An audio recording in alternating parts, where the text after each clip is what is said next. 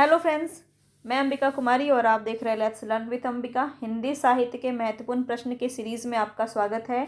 आज हम संत काव्य को ख़त्म कर लेंगे। लगभग 3 दिन हमने संत काव्य को देखा और इतना कर लेने के बाद मैं आपको ये तो गारंटी दे सकती हूँ कि संत काव्य पे आपको बहुत अच्छी पकड़ हो गई होगी। और हमने कोशिश की है कि बहुत ही कंसाइज वे में मैं आपको सभी चीज़ें बताती चलूँ और कम समय में ज़्यादा से ज़्यादा आपका प्रैक्टिस हो पाए। तो इसी तरह से हम हर एक चीज़ को देखेंगे। पूरा भक्ति काल को मैं अच्छे से पैटर्न वाइज आपको करवा रही हूँ, बहुत अच्छे से सीक्वेंस में चलेंगे ताकि हमारा एक व्यवस्थित रूप में सभी तैयारी अच्छे से प्रिपेयर हो पाए। तो यहाँ पे जितने भी लोग इस एग्ज़ाम की तैयारी कर रहे हैं, जितने भी लोगों के एग्ज़ाम में सिलेबस में आपका साहित्य पूछा जाता है, उनके लिए आपका इक्वली इम्पॉर्टेंट है, सबके लिए ये है। ठीक है, इसकी PDF आपको मेरे टेलीग्राम पे मिल जाएंगी, तो आप जाके वहाँ से प्रैक्टिस कर सकते हैं। इसका आंसर मैं आपको टिक करके दे देती हूँ। जितने भी क्वेश्चन करवाए हैं वो सब मैंने आपको दे दिया है टेलीग्राम पे, तो आप उसका अच्छे से प्रैक्टिस कर पाएंगे। ठीक है, अब हम यहाँ पे बात करेंगे तो हिंदी साहित्य के संत काव्य पे हम चल रहे हैं। कल जो है लोगों को बहुत ज़्यादा दिक्कत थी कलर को लेकर के। आई होप अब आपको कलर में कोई प्रॉब्लम नहीं होगी और आज मैंने कलर का ध्यान रखा है थोड़ा, ताकि आपको कोई दिक्कत ना हो। ठीक है, तो चलिए हम आगे बढ़ते हैं। जितने भी लोग आ गए हैं जल्दी से चैनल को लाइक कर दीजिए और जल्दी से सभी को शेयर कर दीजिए। ठीक है, फिर हम आगे बढ़ते हैं। और चैनल पे नए हैं तो सब्सक्राइब कर लीजिए। यहाँ पे जितने भी नए लोग हैं उनको मैं बता देती हूँ, काफ़ी लोग कमेंट में पूछते हैं तो मैं आपको एक बार में वीडियो में ही बता देती हूँ कि आदि काल, भक्ति काल, रीति काल, आधुनिक काल का मैंने आपको अलग अलग प्लेलिस्ट बनाया हुआ है, उसको ज़रूर आप देख लें। ये मैं आपको अभी फास्ट रिवीजन के तौर पे मैं आपको ये लेके चल रही हूँ। इसमें भी मैंने पूरी कोशिश की है कि जितना भी इम्पॉर्टेंट पॉइंट है, जितने भी इम्पॉर्टेंट बातें हैं आपके, जो भी मैं भक्ति काल लेके चल रही हूँ, इसमें जो इम्पॉर्टेंट है वो सब कुछ आपको करा दिया जाए। लेकिन आपको जो है अगर एकदम डिटेल में देखना है तो आप वहाँ से भी देख सकते हैं। और ये भी इतना जितना मैं आपको करवा रही हूँ अभी, इतना भी आप कर लेते हैं तो भी मोर देन इनफ है, क्योंकि मैं आपको कुछ छोड़ ही नहीं रही हूँ। सारे इंपॉर्टेंट फैक्ट हम यहाँ पे लेके चल रहे हैं, सभी चीज़ें मैं आपके साथ डिस्कस करते हुए चल रही हूँ। हिंदी साहित्य की बेहतरीन तैयारी मैं आपको करवा रही हूँ और यहाँ पे बहुत अच्छे हम प्रैक्टिस भी करेंगे। चलिए हम आगे बढ़ते हैं। निम्न में से कौन सी प्रवृत्ति संत काव्य की नहीं है? अब जो है आप इस स्टेज पे पहुंच गए होंगे, 2 दिन से आप संत काव्य पढ़ रहे हैं और अब आपको संत काव्य से बहुत सारे क्वेश्चंस ऐसे ही चुटकी में आप आसानी से इसको हल कर पाएंगे। तो यही होती है इसकी खूबी, जब आप चीज़ों को बार बार पढ़ते हैं। अभी तो आपने सिर्फ एक बार क्लास देखा है, अगर 2-3 बार आप इस क्लास को रिविज़न कर लेते हैं तो सभी चीज़ें आपको याद हो जाएंगी, कंठस्थ हो जाएंगी। ठीक है, तो इसीलिए सबसे ज़्यादा इंपॉर्टेंट है कोई बात आपको कैसे याद रहेगी, तो वो है सिर्फ और सिर्फ रिवीजन। ठीक है, तो काफ़ी बातें मैं कोशिश करूंगी कि मैं आपको रिपीट करती चलूं ताकि आपको कोई परेशानी ना हो और आपको आसानी से याद भी होता हुआ चले।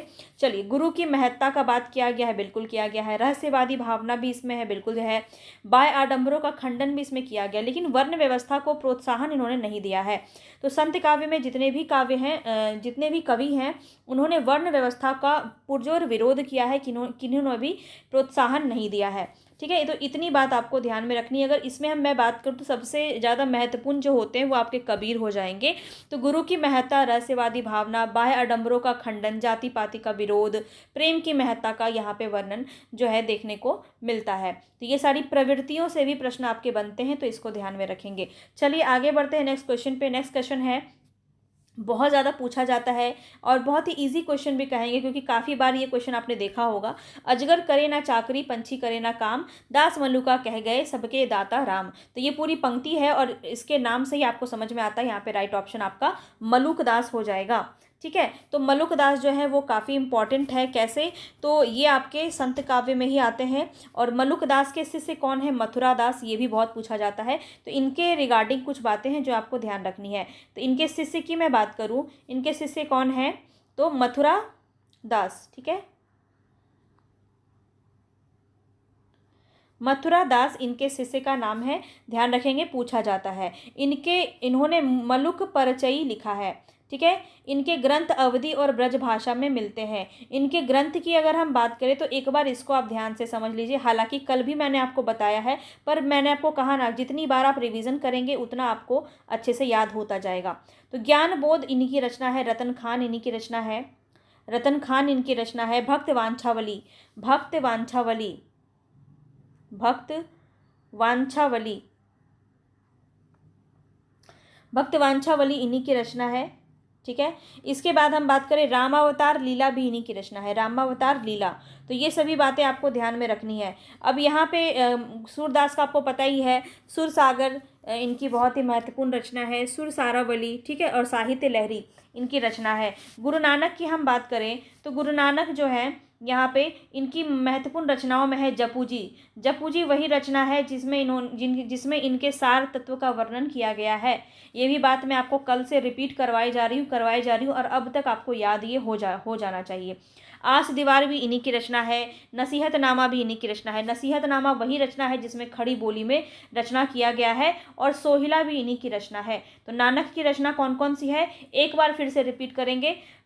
तो जपूजी, अस दीवार, नसीहतनामा, सोहिला, ये सभी रचनाएं आपको ध्यान रखनी है। अब तो आपको कंठ पे हो गई होगी, बहुत अच्छे से हमने बार बार इसको रिपीट किया है। आगे बढ़ते हैं। निर्गुण भक्ति के कवि कौन नहीं है, बताएंगे। निर्गुण भक्ति के कवि कौन नहीं है? रैदास यानी कि रविदास या रैदास दोनों एक ही हैं, कबीरदास, दादू दयाल या फिर श्री रामानुजाचार्य। तो भक्ति में आपको पता है कि दो भक्ति शाखा आपकी विकसित हुई, एक थी आपकी निर्गुण भक्ति, एक थी आपकी सगुण भक्ति।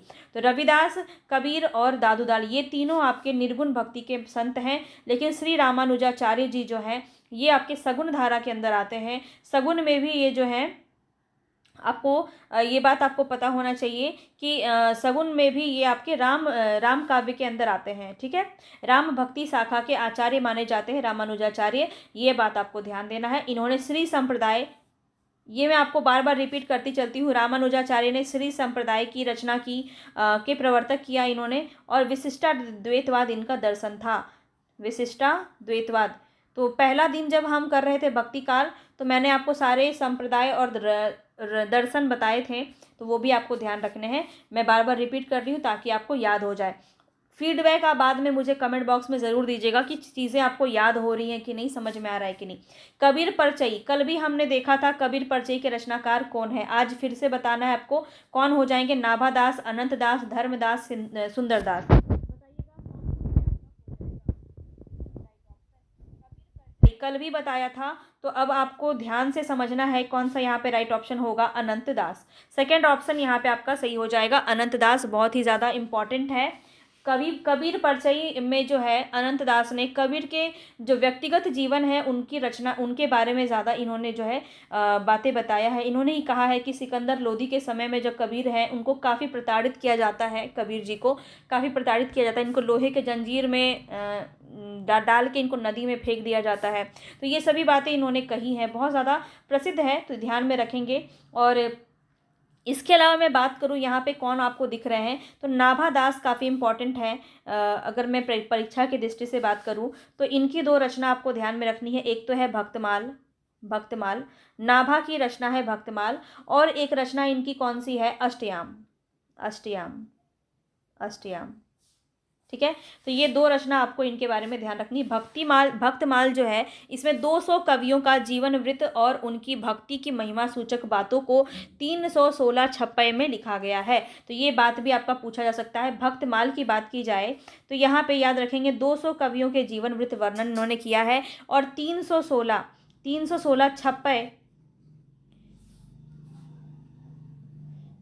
316 छप्पे में इन्होंने जो है लिखा है इसको, उनकी महिमा सूचक बातों को 316 छप्पयों में वर्णन किया है। तो ये आपको ध्यान रखना है भक्तमाल के अंदर। और अष्टयाम की अगर हम बात करें तो अवधि और ब्रज भाषा में दोहा चौपाई शैली में राम सीता का वर्णन इन्होंने अष्टयाम में किया है। ठीक है, सुंदरदास की अगर मैं बात करूं, सुंदरदास की रचना है ज्ञान समुद्र सुंदर विलास, कल भी बताया था, तो याद रखेंगे, ये सभी बातें आपको याद रखनी है। चलिए आगे बढ़ते हैं नेक्स्ट क्वेश्चन पे। दोहा चौपाई में लिखित पदों को क्या कहते हैं?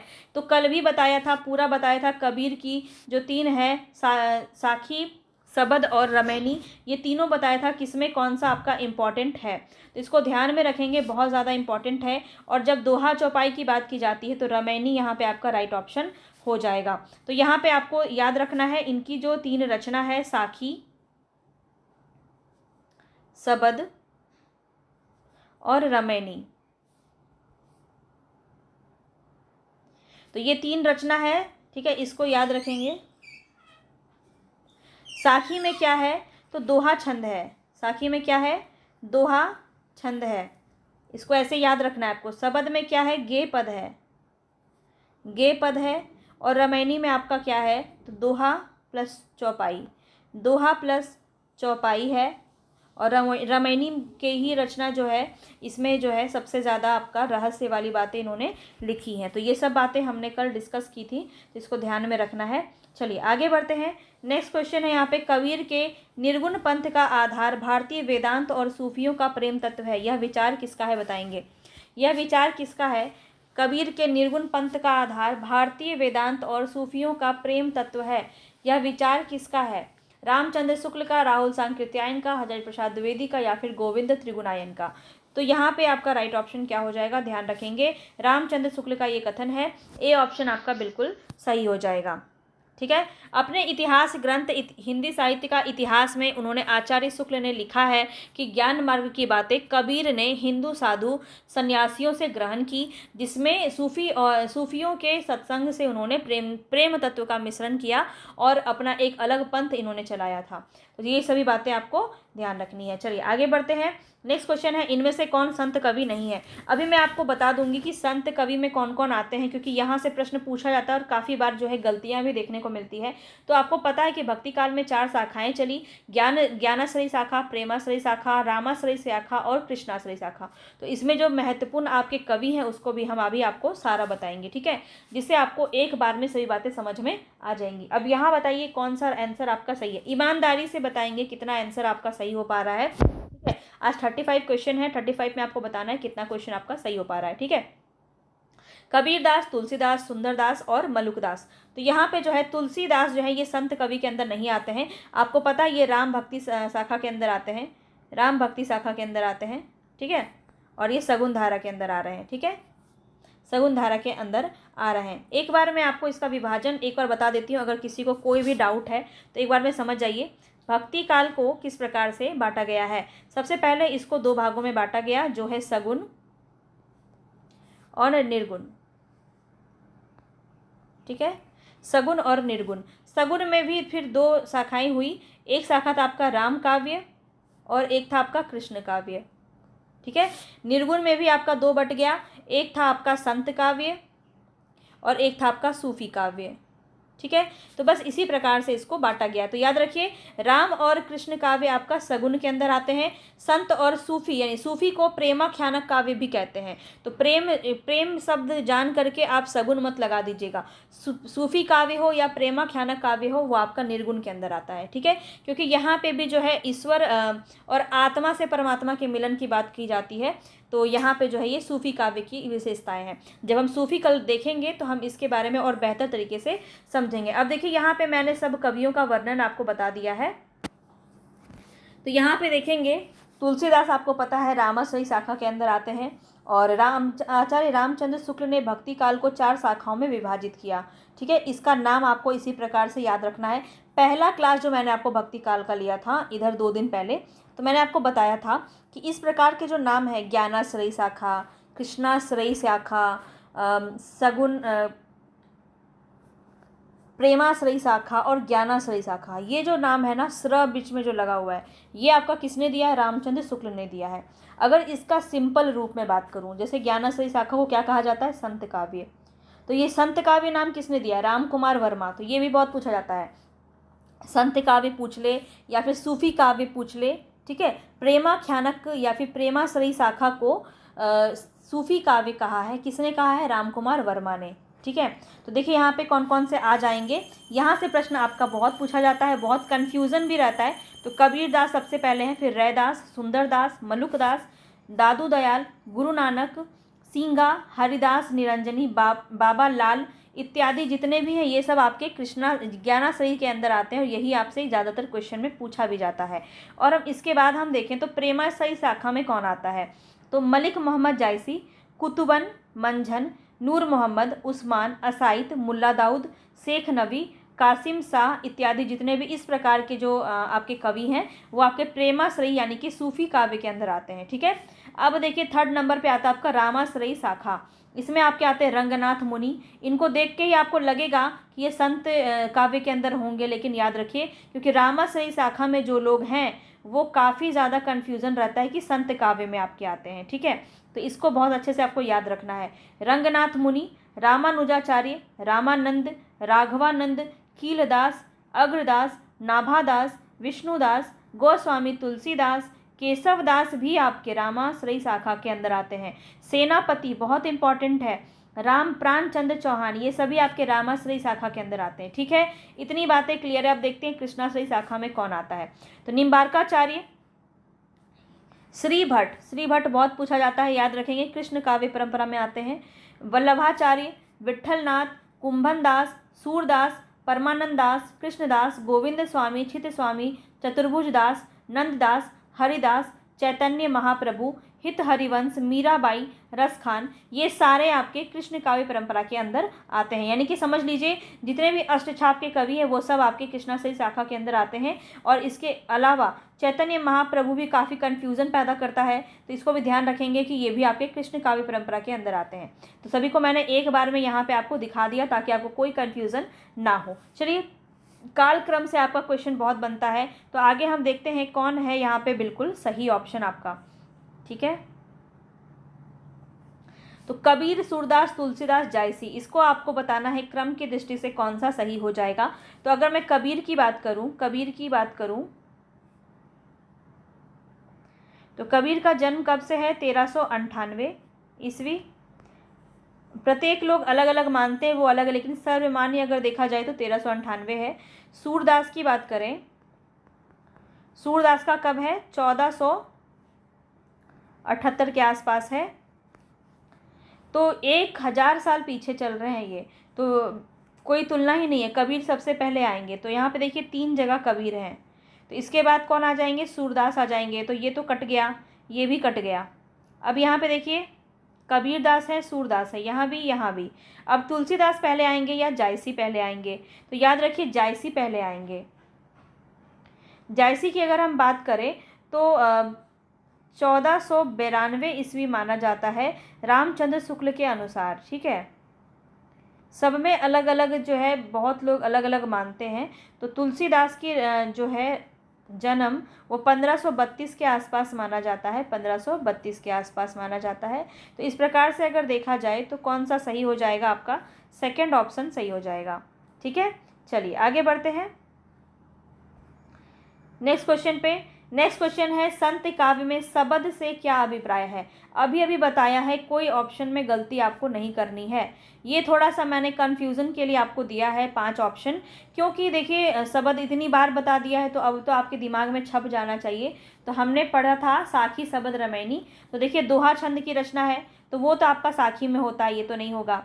संबोधन परक रचना है, ये भी नहीं होगा। उपदेश प्रधान रचना है, तो ये भी नहीं होगा। आपका राइट ऑप्शन 5th हो जाएगा, उपयुक्त में से कोई नहीं। आपको पता है कि शब्द में क्या है? गे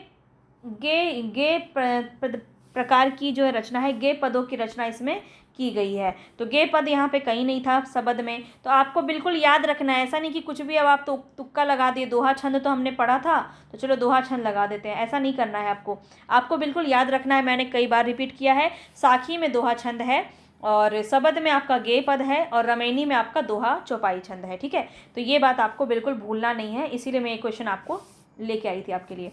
अब यहाँ देखिए, आप कबीर के काव्य की प्रमुख प्रवृत्ति डैश नहीं है, नहीं बताना है। तो संबोधन परकता तो है, संबोधन परकता है यहाँ पे। इसके बाद हम देखें अगर, तो खंडन भी इन्होंने किया है। बहुत सारे जो रीति रिवाज चले हुए आ रहे हैं उनका इन्होंने खंडन भी किया है, तो ये भी हो जाएगा। इसके अलावा देखिए बहुश्रुतता भी हो जाएगा, तीव्र विरहानुभूति भी हो जाएगा। शास्त्रों का अनुमोदन इन्होंने नहीं किया है, तो 5th ऑप्शन यहाँ पे आपका सही हो जाएगा। ठीक है, शास्त्रों का अनुमोदन इन्होंने नहीं किया है। तो ये आपको याद रखना है कि कबीर के काव्य की प्रमुख प्रवृत्ति है जिसमें शास्त्रानुमोदन नहीं है। बाकी संबोधन परकता, खंडनात्मकता, बहुश्रुतता, तीव्र विरहानुभूति, सदगुरु महत्व, अवतारवाद का विरोध किया इन्होंने, निर्गुण भक्ति को अपनाया है इन्होंने, ये सभी प्रवृत्तियां से प्रश्न बनते हैं। ठीक है, चलिए आगे देखिए, मध्यकालीन संत काव्य पर निम्नलिखित में से किसका प्रभाव नहीं है? नाथ साहित्य, उपनिषद, अद्वैतवाद या फिर जैन साहित्य? बताएंगे मध्यकालीन संत काव्य का किस पर प्रभाव नहीं है? नहीं बताना है आपको, बताएंगे कौन सा यहाँ पे सही हो जाएगा। तो याद रखिए, नाथ साहित्य का भी यहाँ पे प्रभाव है, उपनिषद का भी प्रभाव है, अद्वैतवाद का भी प्रभाव है, जैन साहित्य का कोई प्रभाव नहीं है। तो फोर्थ ऑप्शन यहाँ पे आपका सही हो जाएगा। आगे बढ़ते हैं नेक्स्ट क्वेश्चन पे। दादू दयाल का जन्म कहाँ हुआ था, बताएंगे। दादू दयाल का जन्म कहाँ हुआ था, बहुत बार पूछा गया है। DSSB में अभी रिसेंट में क्वेश्चन पूछा गया है ये वाला 2021 के समय में, ठीक है, PGT में। तो याद रखेंगे, इस प्रकार से क्वेश्चन आपके बन जाते हैं। NVS में भी यहाँ से क्वेश्चन आपका बना है, तो ये सभी आपके काफ़ी इंपॉर्टेंट हैं। तो दादू दयाल का जो जन्म है वो आपका 1544 ईस्वी में हुआ है। 1544 ईस्वी में आपका हुआ है। कहाँ पे हुआ है, तो अहमदाबाद में हुआ है। ए ऑप्शन यहाँ पे आपका सही हो जाएगा। दादू दयाल के संप्रदाय को ब्रह्म संप्रदाय या फिर परम ब्रह्म संप्रदाय के नाम से जाना जाता है। ये भी बात आपको ध्यान रखना है, ब्रह्म संप्रदाय, ठीक है, ब्रह्म संप्रदाय या परम ब्रह्म संप्रदाय के नाम से जाना जाता है। दादू दयाल की वाणियों का सर्वप्रथम संपादन किसने किया, ये प्रश्न आपका बहुत पूछा जाता है। तो यहाँ पे ध्यान रखिए, मैं आपको एक बार में बता दे रही हूँ। सर्वप्रथम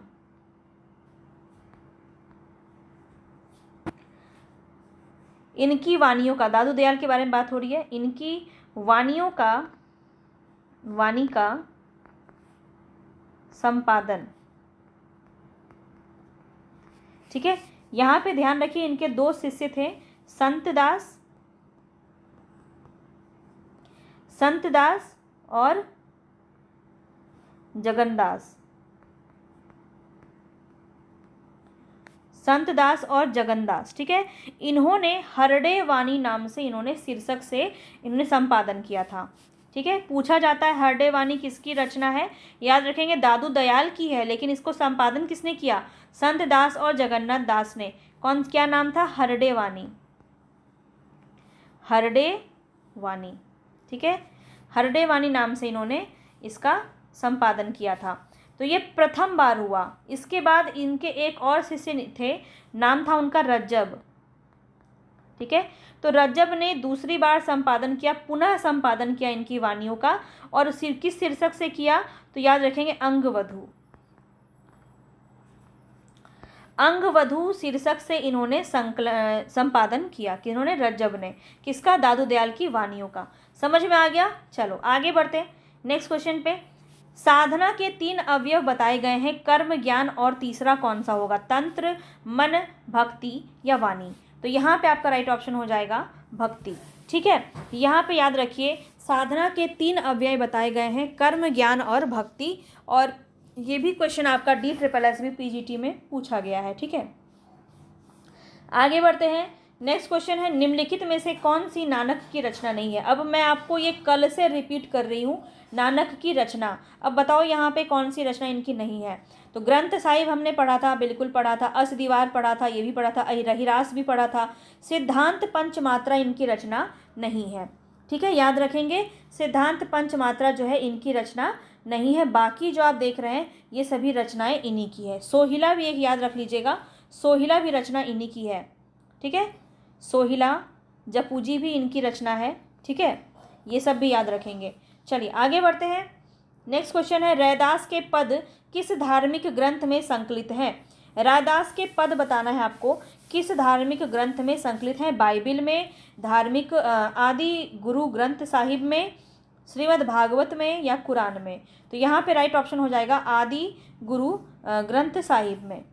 सेकंड ऑप्शन यहाँ पे आपका बिल्कुल सही हो जाएगा। तो रैदास के 40 पद जो हैं वो गुरु ग्रंथ साहिब में संकलित हैं, ये भी ध्यान रखेंगे। 40 पद इनके जो हैं वो गुरु ग्रंथ साहिब में जो है संकलित हैं। रैदास जो थे वो चमार जाति के थे, ठीक है, और रामानंद के शिष्य थे। इनका जाति भी पूछ लिया जाता है कभी बार, तो ये जाति से चमार थे। और इनके किनके गुरु थे, इनके गुरु कौन थे, इनके गुरु की हम बात करें तो कौन हो जाएंगे, रामानंद, ठीक है। रामानंद इनके गुरु थे, बहुत बार पूछा जाता है। ये आयु में कबीर से भी बड़े थे। और मीराबाई इनके गुरु हैं। मीराबाई के गुरु कौन है, मीराबाई के गुरु कौन है, रैदास, ठीक है। तो रैदास किसके गुरु है, मीराबाई के, याद रखेंगे। और रैदास के गुरु कौन है, रामानंद। इतनी बातें याद रहेंगी। ये ट्रायंगल याद रखिएगा, बहुत पूछा जाता है, ठीक है। ज्ञानाश्रयी शाखा के संत कवि की श्रेणी में ये आते हैं रैदास, मैंने आपको दिखाया है अभी थोड़ी देर पहले। ईश्वर के अस्तित्व को स्वीकार ना करने वाला दर्शन कौन सा है? द्वैताद्वैतवाद, चारवाक दर्शन, बौद्ध दर्शन या विशिष्टाद्वैतवाद? किसमें जो है ईश्वर के अस्तित्व को ही नकार दिया गया, बताएंगे। यहाँ पे आपका राइट ऑप्शन क्या हो जाएगा? बहुत ही इंपॉर्टेंट है, सारे आपके DSSB के अभी क्वेश्चन आपके आ रहे हैं, यूपी TGT PGT के क्वेश्चन भी आ रहे हैं और NVS के क्वेश्चन भी करवाए गए हैं आपको। तो देख सकते हैं सारे टीचिंग एग्जाम में ही आपके ये सारे प्रश्न बने हैं, ठीक है। ईश्वर के अस्तित्व को स्वीकार ना करने वाला दर्शन कौन है? तो याद रखेंगे वह है आपका चारवाक दर्शन, चारवाक दर्शन, ठीक है। बी ऑप्शन यहाँ पे आपका सही हो जाएगा। याद रखेंगे चारवाक दर्शन जो है वो ईश्वर के अस्तित्व को स्वीकार नहीं करता है। और द्वैताद्वैतवाद दर्शन आपने जाना कौन हो जाएंगे? निम्बार्काचार्य,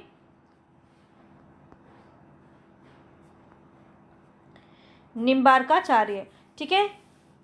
विशिष्टाद्वैतवाद रामानुजाचार्य,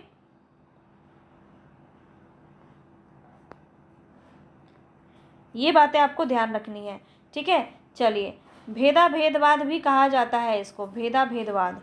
चलिए आगे बढ़ते हैं। कबीर के परलोकवास होने पर उनकी गद्दी किन्हें मिलती है?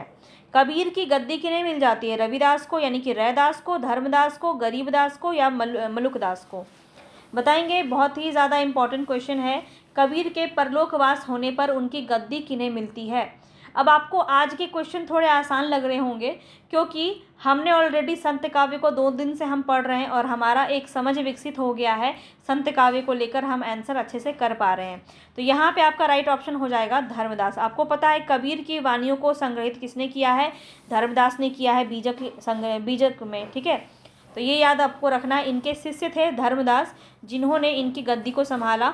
इनकी धर्मदास ने ही बीजक नाम से इनकी वाणियों का संकलन किया है जो कि 3 खंड में है, साखी, सबद और रमैनी, ठीक है। ध्यान रखेंगे कई बार जो है इसके अर्थ पूछ लिए जाते हैं, यानी कि साखी के अर्थ क्या है? तो याद रखेंगे साखी के जो अर्थ हैं, यहाँ पे अर्थ मैं बता दे रही हूँ आपको। अर्थ क्या है? तो साक्षी। साखी के अर्थ क्या है? साक्षी है।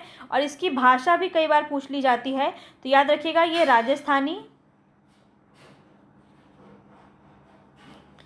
राजस्थानी पंजाबी मिली हुई खड़ी बोली है, ठीक है। राजस्थानी और पंजाबी मिली हुई बोली है इसमें, ठीक है। अब बात करें हम शब्द की, तो शब्द का अर्थ क्या होता है? शब्द। ये आपको पता ही है कि गे भाषा में है और ये भी याद रखिए कि ये ब्रज भाषा में है, ठीक है। ये आपका ब्रज भाषा में है। ब्रज भाषा और पूर्वी बोली में बोला गया है, मतलब इनकी रचनाएं रची गई हैं। और रामायणी की अगर हम बात करें, रामायणी का अर्थ क्या है? रामायण। रामायण आपको पता है, रामायण आपका दोहा चौपाई शैली में है, जिसी वजह से रामायणी को हम जानते हैं दोहा चौपाई शैली। और इसमें भी ब्रज भाषा और पूर्वी बोली का प्रयोग किया गया है, ठीक है, सेम शब्द की तरह। तो ये भी आपको भाषा भी याद रखना है, अर्थ भी याद रखना है। रामायणी का अर्थ काफ़ी बार पूछा जाता है, ठीक है, तो इसको भी ध्यान में रखेंगे। आगे बढ़ते हैं नेक्स्ट क्वेश्चन पे। नेक्स्ट क्वेश्चन है, संत रज्जब द्वारा दादू दयाल की समग्र रचनाओं का संकलन किस नाम से जाना जाता है? सबंगी, ज्ञान समुद्र, ज्ञान बोध या फिर अंगवधू? अभी अभी ये क्वेश्चन मैंने आपको कराया है, तो बताएंगे यहाँ पे आपका राइट ऑप्शन क्या हो जाएगा? राइट ऑप्शन यहाँ पे आपका क्या हो जाएगा?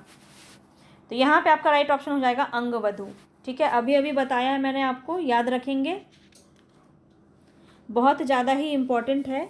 और रज्जब जो है ये दादू दयाल की समग्र रचनाओं का संकलन इन्होंने किया है अंगवधू नाम से। और सबंगी जो है ये पुस्तक रज्जब का है। सबंगी क्या है? तो ये याद रखिए, ये रज्जब की पुस्तक है, ठीक है, रज्जब की ही पुस्तक है। पुस्तक का तथा ज्ञान समुद्र किसका है? ज्ञान समुद्र आपको पता है किसका है? सुंदरदास का है, सुंदरदास का है। और ज्ञान बोध किसका है? तो मलुकदास का है। ये सारे क्वेश्चन भी मैंने आपको करा दिए हैं, ठीक है। अब आपको ये सारे क्वेश्चन याद हो जाने चाहिए, बार बार रिवीजन कीजिए, सभी बातें आपको अच्छे से याद हो जाएंगी। सबंगी किसकी पुस्तक है? रज्जब की। ज्ञान समुद्र किसका है? सुंदरदास का। और आपको मैंने ये भी क्वेश्चन कराया था कि सबसे शिक्षित कौन थे संत में, तो सुंदरदास थे। तो सुंदरदास थे तो ज्ञान का समुद्र था इनके पास बहुत ज्ञान था, तभी तो ये शिक्षित थे। आप ऐसे जोड़ के याद रख सकते हैं। ज्ञान समुद्र की रचना किन्होंने की, तो सुंदरदास ने। ज्ञान का बोध किसको हुआ, मलुकदास को। ऐसे याद रख लेना, बस ज्वाइंट करने के लिए बता रही हूँ। अदरवाइज आपको जैसे सही लगे आप वैसे याद कर सकते हैं, कोई दिक्कत नहीं है। आगे देखेंगे, नेक्स्ट क्वेश्चन है, कस्तूरी कुंडली बसे मृग ढूंढे बन माही, ऐसे घटी घटी राम है दुनिया देखे लाई। बताएंगे ये जो पंक्ति है आपका, इसमें किस वाद के अंतर्गत ये आया है। भावात्मक, रहस्यवाद, शुद्धाद्वैतवाद, अद्वैतवाद या इनमें से कोई नहीं। कस्तूरी कुंडल बसे काफ़ी इंपॉर्टेंट है ये आपकी पंक्ति और काफ़ी बार पूछी जाती है, ध्यान रखेंगे। और ये पंक्ति जो है किस दर्शन से प्रभावित है, तो याद रखेंगे अद्वैतवाद से ये प्रभावित है। ठीक है, प्रस्तुत पद में अद्वैतवाद है। अद्वैतवाद के प्रवर्तक कौन है, तो ध्यान रखेंगे शंकराचार्य हो जाएंगे। शंकराचार्य बिल्कुल सही हो जाएंगे। ठीक है, अद्वैतवाद के प्रवर्तक। ठीक है, अद्वैतवाद जो है वो सनातक दर्शन वेदांत के सबसे प्रभावशाली मतों में से एक है। अद्वैत मत के अनुसरण जीव और ब्रह्मा की भिन्नता का कारण माया है। और यहाँ पे इनके बारे में अगर हम बात करें तो उपनिषद, इनके जो अनुयायी हैं वो मानते हैं कि उपनिषदों में इनके सिद्धांतों की पूरी अभिव्यक्ति है और यह वेदांत सूत्रों के द्वारा अव्यवस्थित होती है। तो ये सभी बातें आपको इसके बारे में याद रखनी है। चलिए आगे बढ़ते हैं। कबीर का हठ योग किस साहित्य से प्रभावित है, बताएंगे। बहुत ज़्यादा इंपॉर्टेंट है, हठ योग आपका काफ़ी पूछा जाता है। सिद्ध या नाथ साहित्य, जैन साहित्य, सूफी काव्य, अपभ्रंश साहित्य। तो एक ही बात आपको ध्यान रखना है, तो कबीर जो है वो नाथ साहित्य से बहुत ही ज़्यादा प्रभावित थे, तो सिद्ध एवं नाथ साहित्य यहाँ पे हो जाएगा। ये भी आपको प्रश्न जो है पूछा गया है एक बार आपका बीपीएससी में ही, कि शुक्ल जी ने, रामचंद्र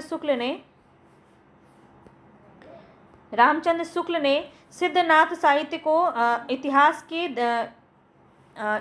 के रूप में इन्होंने नहीं रखा है इनको।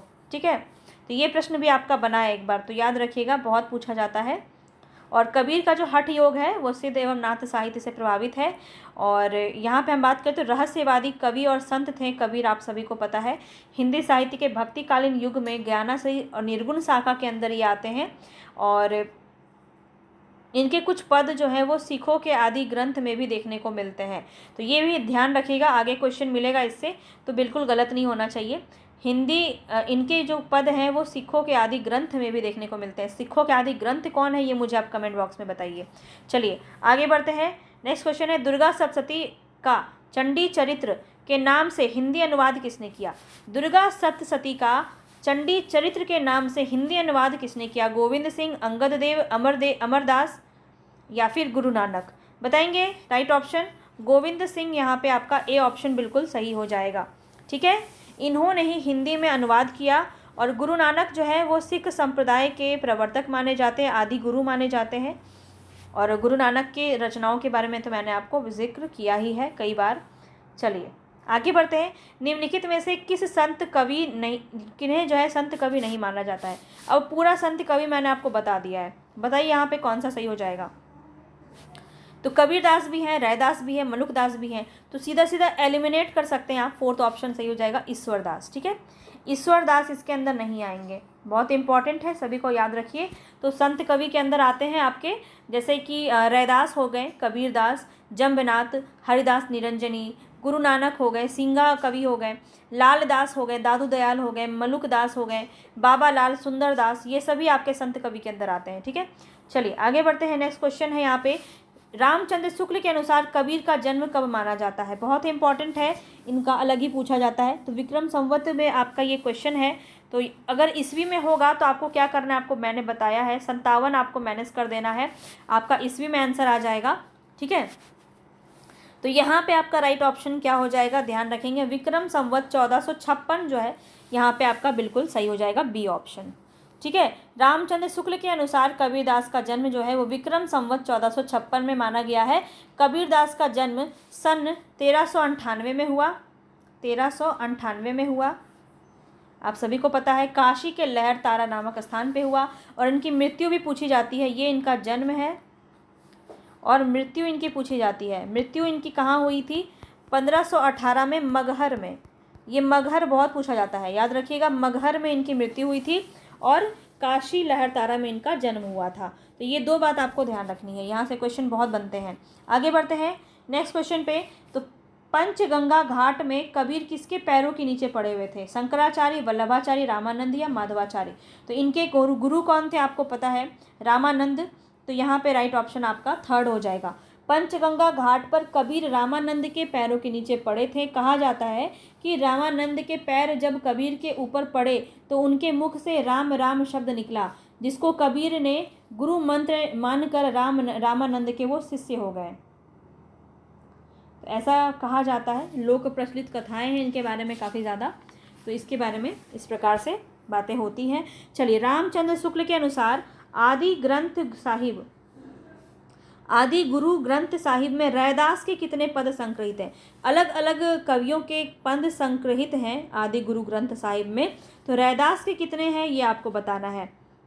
तो मैंने आपको अभी थोड़ी देर पहले बताया था 40 हो जाएगा, ठीक है, 40 बिल्कुल आपका राइट ऑप्शन हो जाएगा। रैदास आपके संत काव्य के अंदर आते हैं, जाति के ये चमार थे और मीराबाई के गुरु माने जाते हैं रैदास, ये भी बात आपको ध्यान रखना है।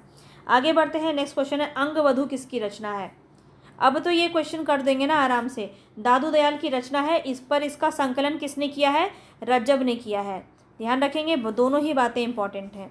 आगे बढ़ते हैं, सिकंदर लोदी ने किसके कहने पर कबीरदास को जंजीर से बांधकर गंगा में डुबा दिया था? गुलाम हसनैन, मोहम्मद शाह, शेख तकी, शेख फिदा हुसैन?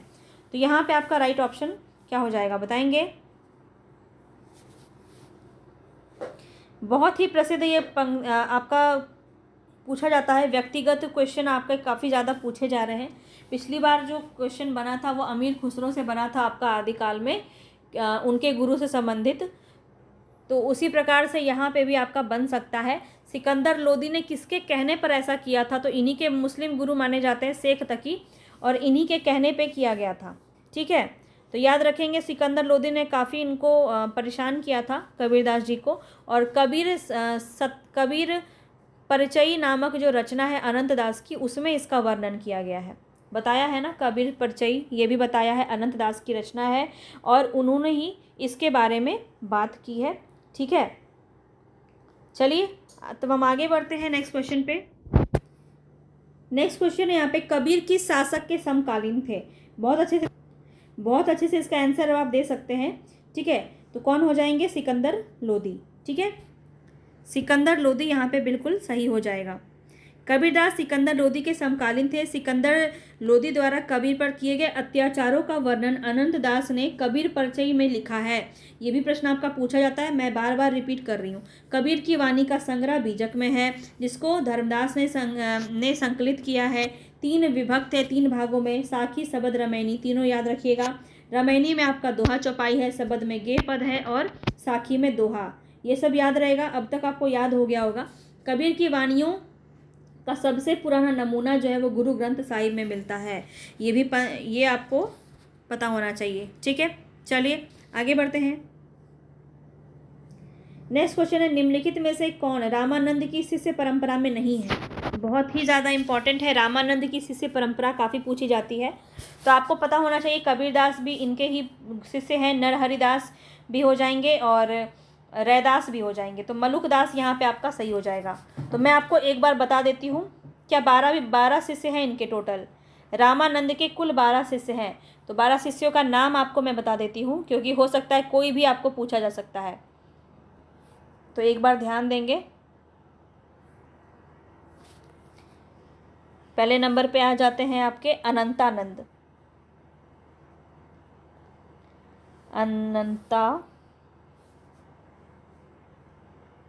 नंद। दूसरे नंबर पे आते हैं आपके सुखानंद। तीसरे नंबर पे आते हैं सुरसुरानंद। चौथे नंबर पे आते हैं नरहरियानंद, ये बहुत पूछा जाता है, जो इम्पोर्टेंट है वो ध्यान में रखेंगे, नरहरियानंद, ठीक है। 5वें नंबर पे आते हैं भावानंद। 6ठे नंबर पे आते हैं पीपा, ये पीपा भी बहुत पूछा जाता है। पीपा जो है इन्हीं के गुरु हैं, इन्हीं के शिष्य हैं, ठीक है, राजपूत हैं। और ये भी पूछा जाता है इनका, काफ़ी बार इनका जाति पूछा गया है पीपा का, तो ये राजपूत है, याद रखेंगे।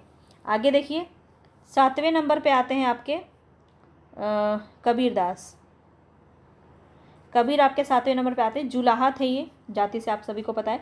और यहाँ से ये देखिए इनकी जाति पूछी जाती है, इसीलिए मैं आपको बता रही हूँ। 8वें नंबर पे कौन है, तो याद रखिए सेना। ये सेना जो है ये नाई थे जाति से। और 9वें नंबर पे है धन्ना, ये जाट थे और जाति से। और 10वें नंबर पे हैं रैदास। रैदास इनके बारे में बताइए, आपको चमार जाति के थे। 11 नंबर पे है आपका पद्मावती। पद्मावती भी काफ़ी बार पूछा गया है, तो ये भी आपके रामानंद की शिष्य परंपरा के अंदर आती हैं, ठीक है। और सुरसुरी 12वें नंबर पे है कौन, सुरसुरी।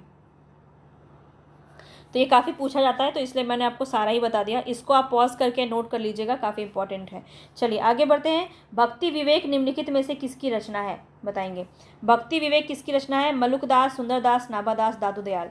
काफ़ी इंपॉर्टेंट है भक्ति विवेक, तो यहाँ पे याद रखिए मलुकदास की रचना है, तो ए ऑप्शन यहाँ पे आपका बिल्कुल सही रहेगा, भक्ति विवेक। अब मलुकदास की सभी रचना याद रखिए। ज्ञान बोध, ज्ञान का बोध हुआ मलुकदास को, बताया था अभी। ज्ञान बोध, रतन खान, सुख सागर, रामावतार लीला, ब्रज लीला, ध्रुव चरित्र, ये सभी आपके जो हैं वो मलुकदास की रचना है, पूछे जाते हैं, ठीक है। आगे बढ़ते हैं। नेक्स्ट क्वेश्चन है, जन्म काल के अनुसार बताना है, कौन सा यहाँ पे आपका राइट ऑप्शन हो जाएगा। गुरु नानक है, कबीर है, दादू दयाल है, मलुकदास है। पिछले बार भी बताया, लेकिन यहाँ पे आपको याद रखना है, ये अलग है। तो यहाँ पे आपका राइट ऑप्शन क्या हो जाएगा, राइट ऑप्शन हो जाएगा आपका सी, थर्ड ऑप्शन आपका बिल्कुल सही हो जाएगा। तो कबीरदास जो हैं, कबीरदास की अगर बात करें तो मैंने आपको अभी भी बताया है कबीरदास, बार बार रिपीट कर रही हूँ, याद रखिए, आपको याद रखना है क्योंकि यहाँ से बनता है। ये लहर तारा से इनका जन्म हुआ, वो लहर तारा में हुआ है, बनारस काशी में, ठीक है। 1398 ईस्वी, सभी ईस्वी में है, ठीक है। यहाँ जगह नहीं है इसलिए मैं आपको बता रही हूँ, ईस्वी में है। इसके बाद कौन है, गुरु नानक। गुरु नानक जो है इनका तलवंडी ननकाना साहब में इनका जन्म स्थान है, तलवंडी। काफ़ी पूछा जाता है, याद रखिए, लिख लीजिए तलवंडी। तलवंडी ननकाना भी लिखा होता है कहीं कहीं पे, ठीक है, ननकाना।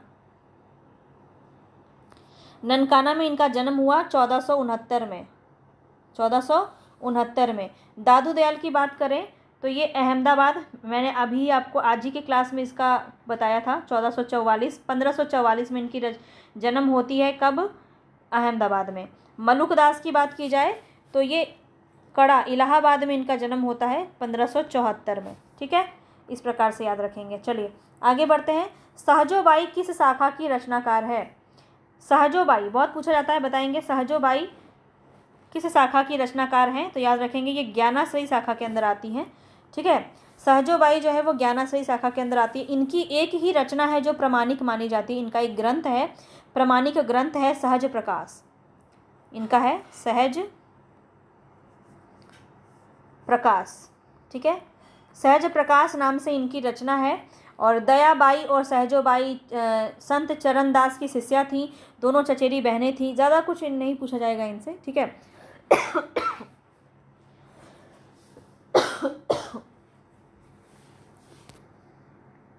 तो सहज प्रकाश से नाम याद रखिए, इनकी रचना है 1962 ईस्वी में। आगे बढ़ते हैं। हरडे वाणी और अंगवधु किसकी वाणी के संकलन है, तो याद रखिएगा हरडे वाणी और अंगवधु दोनों ही बताया था आपको। तो याद रखेंगे हरडे वाणी को किसने संकलित किया था, बताया था आपको, तो याद रखेंगे संत दास और जगन्नाथ दास। संत दास बोल देती हूँ, ठीक है, संत दास और जगन्नाथ दास ने हरडे वाणी की संकलन किया था इन्होंने। और रजब ने अंगवधु का बताया था, कौन हो जाएंगे, दादू दयाल। सेकंड ऑप्शन आपका यहाँ पे गला बैठ गया मेरा चिल्लाते चिल्लाते, है ना। चलिए कोई बात नहीं, ख़त्म ही हो गया, 2 क्वेश्चन और है। तो यहाँ पे आपको ये बातें ध्यान में रखनी है, बहुत इंपॉर्टेंट है इनकी रचनाओं का। सुख सागर, ज्ञान बोध, रतन खान, भक्ति विवेक, बारह खड़ी, ये सभी मलुकदास के प्रमाणिक ग्रंथ हैं। और सुंदरदास की बात करें, सुंदरदास की अगर हम बात करें तो ज्ञान ज्ञान समुद्र था ना, ज्ञान समुद्र और सुंदर विलास, ये 2 रचना इनकी है। और कबीरदास के बारे में आपको पता ही है, बीजक इनकी रचना है, धर्मदास ने संकलित किया है। आगे बढ़ते हैं। ज्ञान बोध, ज्ञान का बोध किसको हो गया था? मलुकदास को। याद हो गया कि नहीं हो गया बताओ? याद हो गया ना, बी ऑप्शन यहाँ पे आपका सही हो जाएगा। ठीक है, चलिए आगे बढ़ते हैं। नेक्स्ट क्वेश्चन है चंडी चरित्र किसकी विशिष्ट रचना है? चंडी चरित्र बताएंगे यहाँ पे आपका राइट ऑप्शन क्या हो जाएगा? चंडी चरित्र में बताएंगे, बिल्कुल आपको बताना है, गुरु गोविंद सिंह, अर्जुन सिंह, रामदास और अंगद। तो कौन हो जाएंगे? गुरु गोविंद सिंह जो है, इन्हीं की रचना है चंडी चरित्र। ठीक है, सिखों के 10वें और अंतिम गुरु थे ये, याद रखिए, सिखों के 10वें और अंतिम गुरु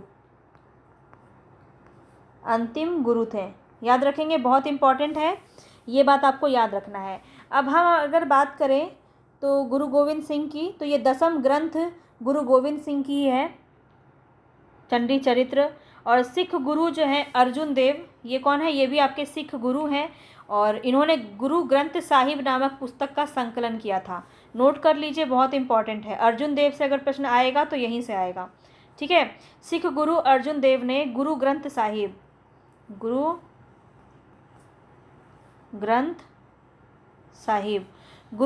साहिब नामक पुस्तक का संकलन किया था इन्होंने। ठीक है, संकलन किया था, ये बात भी आपको याद रखना है। तो सबसे पवित्र धार्मिक ग्रंथ मानी जाती है सिखों की ये। ठीक है, ये बात भी आपको याद रखना है। ठीक है, तो आई थिंक मेरा ख़त्म हो गया, एंड हो गया। तो चलिए यहाँ पे इसको फिनिश करते हैं। आज का हमारा जो सेशन था यहीं तक था। ये अचानक से ऐसा क्यों हो गया, कोई बात नहीं, अब हमारा ये ख़त्म ही हो चुका है। पूरा 35 क्वेश्चन हमने देख लिया। तो चलिए मैं आपको एक होमवर्क दे देती हूँ, ये आप मुझे बताएंगे होमवर्क क्या है, वो आप देख लीजिए। संत काव्य परंपरा के अंतर्गत कौन नहीं आते? मैं 4 ऑप्शन देती हूँ, इसमें आप मुझे बताएंगे। ठीक है, 4 ऑप्शन दे रही हूँ। कबीर, दादू दयाल, गुरु नानक और नंददास। बताएंगे इन चारों में से कौन है जो संत कवि परंपरा के अंदर नहीं आते हैं, और नहीं आते हैं तो वो किस परंपरा के अंदर आते हैं। तो ये आपको कमेंट बॉक्स में मुझे बताना है। ठीक है, ये है आपका होमवर्क, ये ज़रूर आप मुझे कमेंट बॉक्स में बताएंगे। और कैसा लगा आज का पूरा क्लास मुझे ज़रूर बताइएगा। संत काव्य अच्छे से आपको समझ में आ गया कि नहीं आया? कल से हम सूफी काव्य देखेंगे, इसके बाद हम राम भक्ति शाखा, और उसके बाद हम कृष्ण भक्ति शाखा को देखेंगे। भक्ति काव्य थोड़ा बड़ा है, इसको हम अच्छे से करेंगे, बिल्कुल भी कोई जल्दबाजी की तरह हम नहीं चलेंगे। चलिए आगे बढ़ेंगे, फिर से नेक्स्ट वीडियो की तरफ चलेंगे, और यहाँ पे हम आज आपसे विदा लेते हैं। धन्यवाद। पसंद आया होगा तो लाइक, शेयर और सब्सक्राइब ज़रूर कर दीजिएगा।